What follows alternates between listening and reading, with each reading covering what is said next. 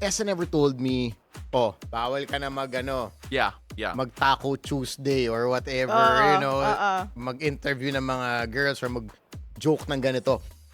Ano na lang siya, it's you adjust out of respect to your partner.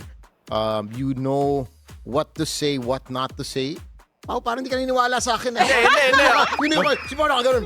Hindi, he's taking advice from you. Nanonote-taking ako. Kasi Nanonote-taking ako. you really know, you should know where to draw the line. Yeah. Kasi, diba? Right. I mean, the line is invisible eh. It's so weird to talk about, ito pwede mo i-joke, ito bawal mo i-joke. You can't do that. No. You have to consider your partner whenever you say something, whenever you have to do something.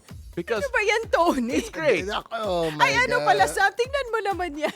No, pero alam mo, look, these are the wholesome content that Sam has now. But there was a time talaga na Yes. talagang hard-hitting. Like this photo that we're gonna bring out right now na my gosh. talagang, wait lang, check natin Parang kung nandun na. kinakabahan ako sa photo na. Oo.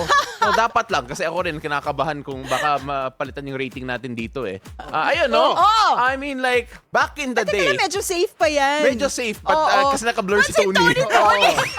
Kasi yung apples nag-sold out eh. Pagkatapos nito, lumakas yung sales ng buko. Tsaka ng apple dahil dito. Tumaas yung ekonomiya ng Pilipinas dahil dyan eh.